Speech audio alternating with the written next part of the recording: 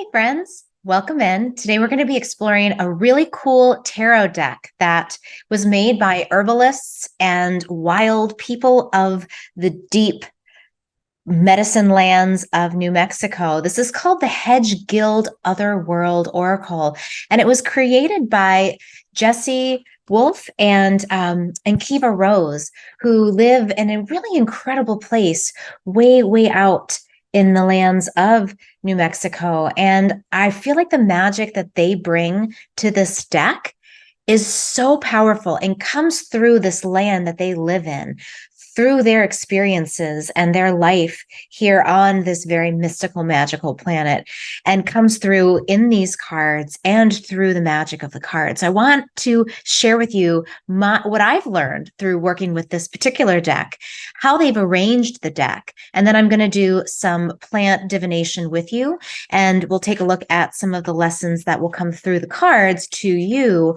and see how you can find the ways to apply this medicine to the work that you might be doing. So let's dive in. I wanted to first start and read a little bit of a bio from Jesse and Kiva. So they reside and are deeply formed by the wilderness of southwestern New Mexico on a wildlife and botanical sanctuary, 7 rivers crossing from the nearest pavement, and 100 miles of an uninhabited forest to the closest little city. They have been sharing their enchantment and passions through their plethora of books, along with their periodicals, Plant Healer Quarterly, and the free Herbaria Monthly available at the Plant Healer website. They each wrote sections of this. So I'm going to hold up the book here. This is the Hedge Guild Otherworld Oracle Companion. And this is amazing. I mean, this in itself is worth getting because of the way that they explore all of the different concepts of the people, the animals, and the plants of the hedge. And so this is just a great reference book as an herbalist and someone who is interested in looking at the druid and nature worlds that exist beyond the veil. And then they have the cards that come with it. So these are also beautiful. And their artwork on these cards. So this is the back of the deck. And so all of the cards display the same imagery. And then what is so beautiful is that the drawings here were done by both Kiva and by Jesse. So let me just show you a few of the images. So there are 3 different arcanas, or sort of ways that the deck is split up. So the 3 arcanas are the Hedge Guild Arcana, which are the people. So here's a few images. Here's one, the Reveler. I actually recently got this one in a spread when I asked a question about, I'll be teaching at the Good Medicine Confluence in just a few weeks in July in Colorado. And I asked the deck, what can I bring to the confluence? Like, what are some of the unique gifts that I might be able to share with the people at this gathering? And so this was one of the cards I pulled, which is the Reveler. And that was really helpful for me because it was, the idea to bring the work I've done personally on getting in touch with my senses, getting in touch with spaciousness of time, learning how to be playful and bring a sense of adventurousness and playfulness into the classes that I'm going to be sharing. So that was one that was really beautiful to see here. There's also the Enchanter is one of the Hedge Guild Arcana. That looks a lot like Kiva. And then there's other ones that are more masculine archetypes. Here's definitely Kiva. Isn't that beautiful? This is the Plant Healer. Oh, it's not going to show you the face on it, but it is stunningly her. And here's the Woods Bard. Isn't that great? I see a little Jesse in there. And so you'll see that there's a lot of, these cards really beautifully show the people of the hedge. And they give you, one thing that's interesting about this deck is that they're all significators. So Jesse and Kiva say in the introduction that all of the cards represent aspects of you as a significator. Or, we do this in tarot. When we do a tarot spread, we look at, who is this spread representing, or we look at who is the person asking the question. And so this, this particular arcana, the significant, or this particular part of the deck, the Hedge Guild, represent specifically the different archetypes of people that are represented in this other world, the hedge world.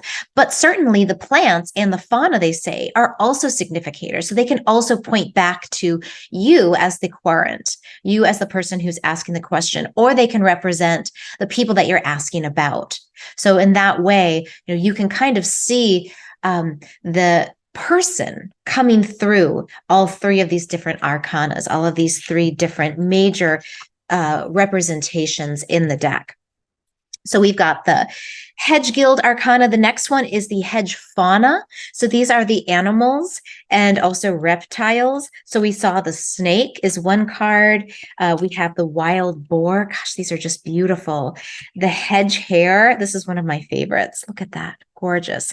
And then one that I pulled the other day that was really significantly helpful for me was the stag, which was the image of leadership and the hunt and the search and the quest for knowledge, and being able to take a more, to take a role as a leader in a group or in a place that you find yourself in the circumstances you find yourself in.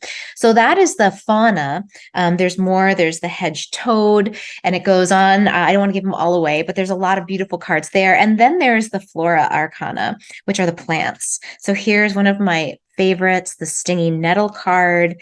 There's bloodroot, which I learned a lot about, really interestingly, because they talk about the medicinal values of the plants, how are the plants used, but then there's also a lot of stories about the folklore and ancient Greek myths, and also, kind of obscure facts about the plants that will help you understand why they've shown up in a spread. Here is Datura. We had that growing in Maryland. Boy, that's a plant to be respected. And one of my favorites, yarrow. Look at her. Oh, so beautiful. So when you're doing a spread for yourself or for someone else, there's a diversity in this deck that I really love, that you're getting people, you're getting animals and beings, the four-legged beings, and then you're getting the plant world. So there's a lot of different ways information and answers can come through.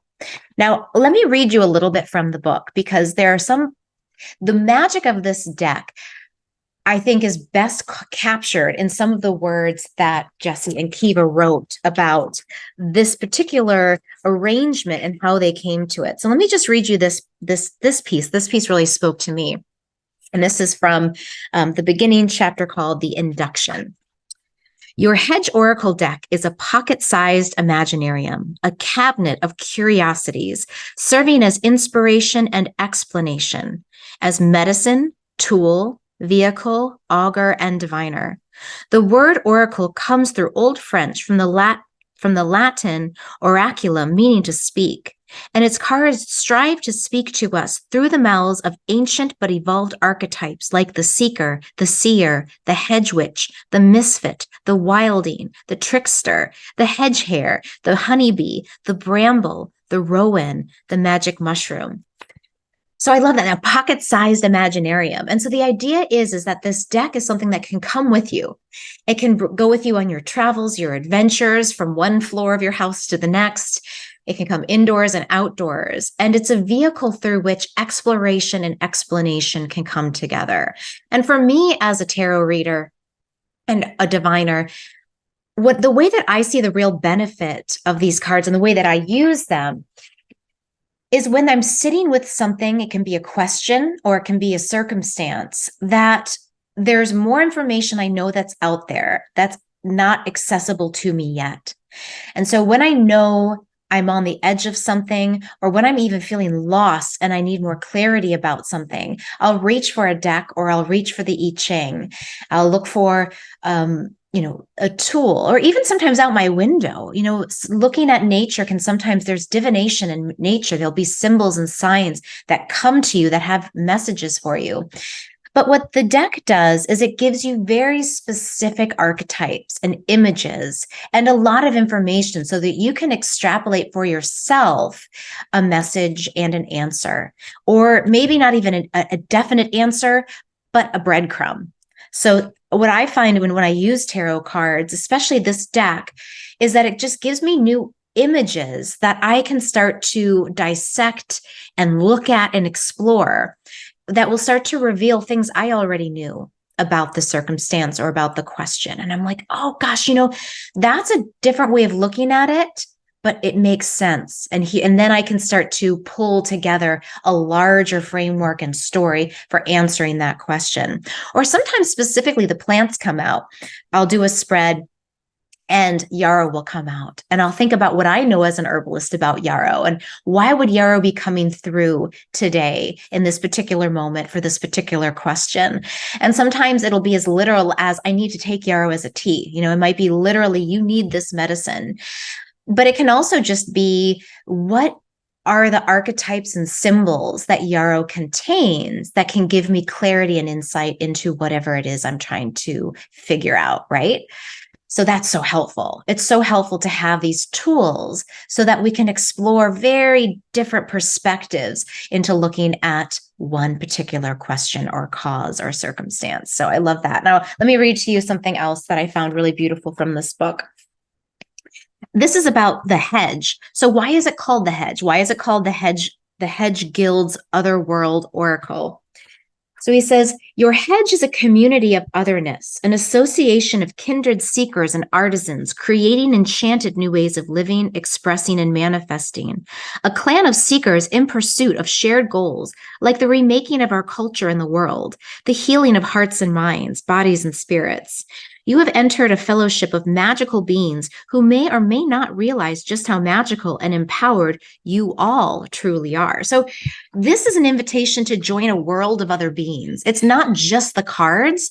It's not just I am asking a question for my own benefit, but it's that I'm entering into a world with other beings who actually might have questions themselves. They're engaging in this world and stepping into this hedge. It's that you're entering into a community dialogue. Whereas as I ask questions to the stag card about my situation, the stag card can also, and the stag energy can also interact with me. And maybe that it's not just a one-way street. This idea here is that we're entering into a world of reciprocity, where my questions and my ponderings can actually influence a larger world shift and larger world paradigm. And, I think that's just so beautiful and so amazing to think about, because as we know, the world is not all that we see. There's so much that is happening concurrently that is just beyond our sense's ability to grasp. And we know that time, while it appears linear, is actually way more complex than that. And so in what ways is my engaging with these oracles and this archetype also maybe influencing past and future questions and answers and explorations? So it's like, stepping into a big pool that is constantly refreshing itself through time and space with other entities, because these archetypes are sometimes, I think of them, they don't just exist kind of out there in an imaginary world, but they're around us all the time. And I know for myself as a creative, when I have ideas of things to teach or things to make, I know that if I don't make it or teach it, somebody else will, because it's an idea, and ideas are like little sprites that float around, and, they're just waiting for someone to catch them. They're like, you're going to be a good suitor. Let me just drop into you. But if the idea comes into you and you don't do anything with it, it'll move on to someone else. And so in the same way, these archetypes, they're floating around us and they can engage with us. We can engage with them. And it can be a missed opportunity if we don't grab that. All right. So that was, I wanted to talk about that idea of this as a world that we enter, not just as some physical thing that we are touching and throwing as a way to answer uncertainty. All right. The next thing I want to talk about is what the cards do. They do two things in particular. And so this is the way that Jesse and Kiva talk about the way that the cards, the way that they can tell us things. So the first way is that they can tell us that we may need more clarity about ourselves, our feelings, about a situation, effort of ours, or influence or threat. Secondly, they can remind us of what abilities we come equipped with. It can suggest cues or directions for us to follow. So again, this is the idea of the significator, that the cards can actually show us, qualities about ourselves, or they can offer clarity around parts of ourselves that we're not able to see or we haven't seen until that moment, or reminding us of things that we've already known and can give us direction and guide us in a certain way. And so I think those are two really magical ways that we can interact with the cards. All right. So lastly, I wanted to tell you the two suggested spreads that they recommend for using this particular deck.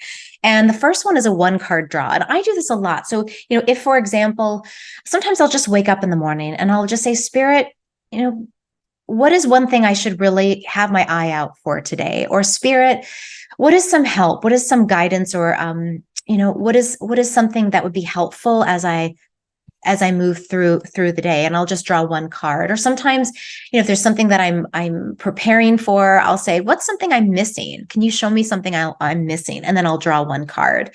The other spread is a 4-card spread. And this is one that represents sort of a continuum of time. So the first card is the most past, and you put that on the left side, even though this is a mirrored. So on your left, you'll put the first card. That's the most distant past. The second card to the left is going to be the next in line. So it's coming more towards the present. And then the third is sort of, it's sort of like present going into the future. And then the fourth card is the furthest most future. So it's sort of this continuum from past to the left to future on the right. And that's really helpful because it helps you to see kind of where you've been and where you're headed, and what the energies are there. So that's the spread that I did. I've done both spreads, and they've both been really helpful. It just kind of it's also how much time do you have? Because sometimes when you're in a rush, you only have time for 1 card. Now, I thought it'd be fun to just do a spread with you all and show you how I choose the cards. So I'm just going to show you, I usually shuffle the cards. You can do it anyway. I kind of like to go corner to corner like that. Some people don't do that because they say that it messes up the cards, but I like my cards to get a little soft. So I like to bend them a little and then push them together, and then I'll split them a few times. And the idea here, one of my friends, Daljeet, she's a really amazing tarot reader. She just said, you want to hold the cards and you want to ask the question like 10 times. And I was like, that seems like a lot. She goes, no. She said, the cards, think about the way, the deeper and the more clear and the deeper space you drop into when you ask a question, the better the answer will be. So I take my time with the cards and I'll just shuffle them. I'll move them around. And the question I'm going to ask is going to be, an experiment, but I'm going to ask a question of, what is one thing that we collectively can work on over the next month? And this can be whenever you end up watching this. This is the month ahead for you. So we'll just take a month ahead card and just see what comes up. So what is going to be helpful for us in the month ahead? What is going to be helpful for us in the month ahead? What is going to be helpful for us in the month ahead? What is going to be helpful for us in the month ahead? What is going to be helpful for us in the month ahead?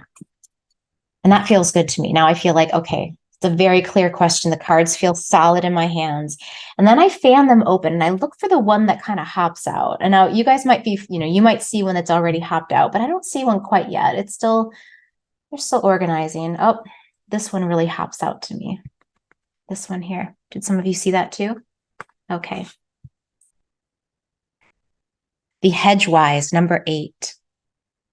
Ooh, I like that a lot, especially since I'm heading to the mountains this month. So I'll read you about it. And so that way you guys can get a sense of how this works and also have a little bit of guidance for you as you move through this next month. Okay. So here it is. Look at this beautiful illustration. So it has some bullet points up at the top I'll read to you, just some like kind of overviews. So the gathering and developing of wisdom, the meaning and application of wisdom, aids to wisdom, and hints to the wise. And then here's a quote called The Meeting. Then I began to thrive and wisdom to get. I grew and well I was. Each word led me onto another word, each deed to another deed. From the I'm going to probably mispronounce this, from the Havamal, stanza 142. So now I'll read to you more about this. The hedgewise dangles from the most ancient tree over a sacred well of wisdom, heart-worthy and mind cleared by the pain of such dangerous and lengthy efforts, head tilted, peering down the crystalline waters with a single intent eye. It was, after all, only with the sacrificing of the other eye that they could see the swirl of holographic visions and rune-like symbols that cannot be discerned from any other vantage or angle. The loss of half of one's normal vision in order to elicit the activation and compensations of a more magical way of seeing. And so you can't see this, but this one eye is blind in this man. So here it's talking about that. So this is just kind of describing who this person is. Then I'll continue reading. Thus enabled, the hedgewise moves on to examine what they think of as the 9 realms or worlds, not in search of fairness, justice, or riches, but on a determined quest to gather to them the full knowledge of present and future reality, of effects and ramifications, the powerful wisdom of not only knowing things, but understanding how to make practical and responsible use of that which can be held and known. Here is a story of the hedgewise posing as a poor and aimless wanderer, so as to attract little attention and avoid arousing the mistrust of people and things they wish to observe. Staring out from beneath a peaked boiled wool hat, we find entirely different kind of being, passionately focused on little else but the gathering of intelligence, insight, and foresight. So if we just stop there for a minute and we think about our own lives.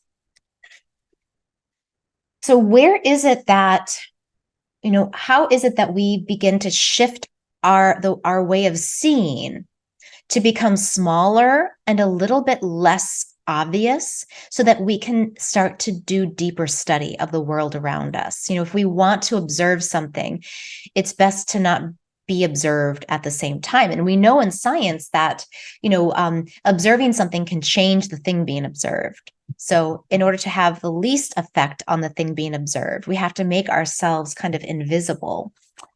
All right, now the rendering.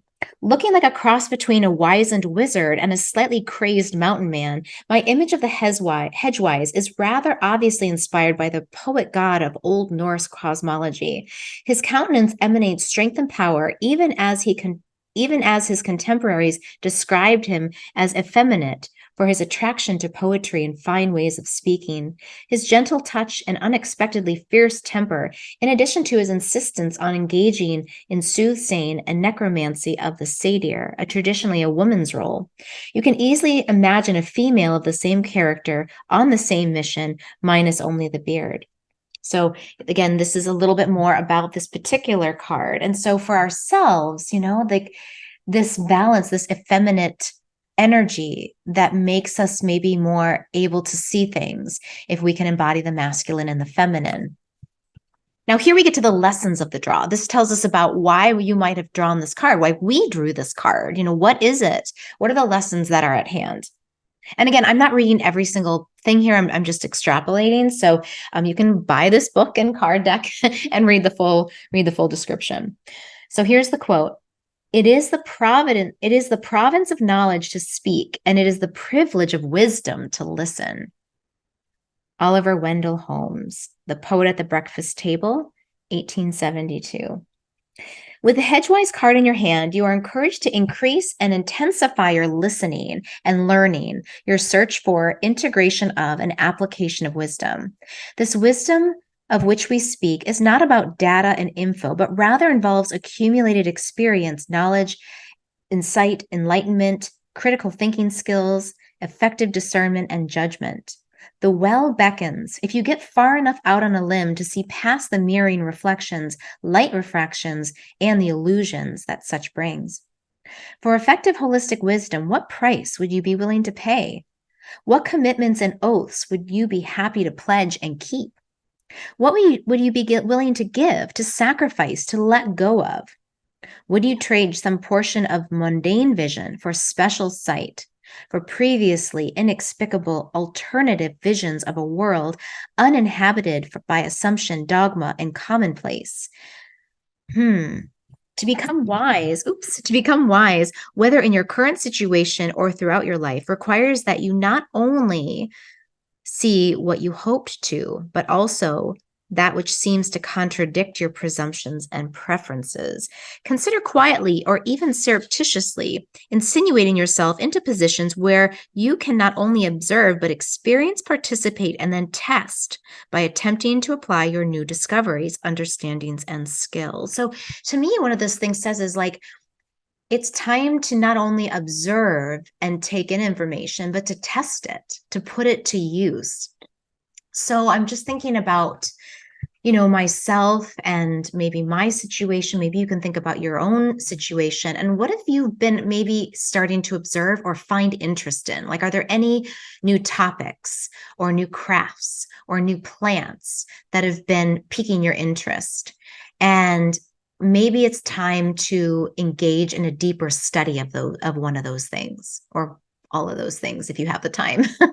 But what is calling to you, and how do you listen and take notes, observe, reflect, look for things that maybe you didn't want to see, because that's always a part of learning, right? What's going to challenge your assumptions? And then how do you test that knowledge? Logic is but one route to wisdom. Conscious and considered feeling is another, as are mystery, curiosity, experiencing, creating, recombining, and aspirational dreaming or envisioning. All right, I'm going to close with this one, and then I'll tell you more about how you can get this deck. It is wise to accept how little it is that you actually know and what you could most benefit by learning. It is wise to ascertain your true identity, abilities, gifts, challenges, and wise to look at what can be grown, adapted, or improved. It is wise to notice, listen, and delve and heed instead of mainly claiming and exclaiming. Wise to measure, weigh, and balance. Wise to follow your heart and tend your spirit. Wise to know what depletes or dishonors you, what might limit or pervert or sabotage your intentions and goals. Wise to know where you are and what direction you are going. Wise to factor in potential consequences, results, ramifications, many steps on down the line. Wise to realize what brings you joy and fulfillment and to maximize and utilize such things. That's good, right? So how are you going to do that? How are you going to identify your gifts, your challenges, and how are you going to apply that wisdom into whatever it is that you're exploring? It's a really good question. So usually, here's what I do when I get something like this is I get out my colored pencils and I get out a blank piece of paper and I draw. And usually I don't know exactly what I'm going to start with, but usually I have kind of one idea. So, I might say teaching, because that's something I love to do. So I'll just start with maybe the word teaching in the middle. And then I'll just sort of see what comes out of that. What do I want to explore in more depth? What are the images that come through in terms of my curiosities? And how am I going to create more time to give to those things? And then the process might be, even more so this, because of this image, is how do I take on wisdom? How do I take on the seer who can see things in a completely different perspective? So maybe as I'm drawing and I'm identifying the things I want to explore more deeply, I consider my own blocks, my own shortcomings. That can be cultural or familial, ancestral, right? Where do I get blocked in seeing things as they could be? And then I'll just go from there, right? Because we don't know. I don't know. But that's where I would start with this. And then over the course of the month, keep your hand on that pulse and follow it through and test it and keep inquiring. So this is I love this. Wasn't that cool? So amazing. So let me tell you a little bit more about where you can find this book. So the Oracle Companion can be found on planthealer.org. That's their website. They have a lot of different places where you can find them. They're on Instagram. That will link you back to their information. And what I'll do is in the description of this talk, I'll include several links directly to this Oracle, to Plant Healer's website, to the Confluence if you want to come join us in Colorado this year or next. And I'll include contact information for Jesse and Kiva in case you have questions about their Oracle deck. Again, I strongly recommend, if you love to do tarot, or even, if you're brand new or you're experienced, this deck is amazing. It also has a very small little kind of handheld overview of the deck and how to use it. It comes with a nice box that holds them all together very well. And yeah, they're just beautiful, beautifully done cards. So thank you for listening, for watching. I hope you learned something. Maybe some things really stood out for you in this deck or in today's spread that we read together. And as always, if you like this video, you can follow me. I am on YouTube a lot. I'm on Instagram. You can find me at Sky House Herbs. You can also find me my YouTube is Sky House Herbs, and my Instagram is also Sky House Herbs. So come follow me, hang out with me. We'll do more things like this on my channel. And I hope you all have a wonderful rest of your day.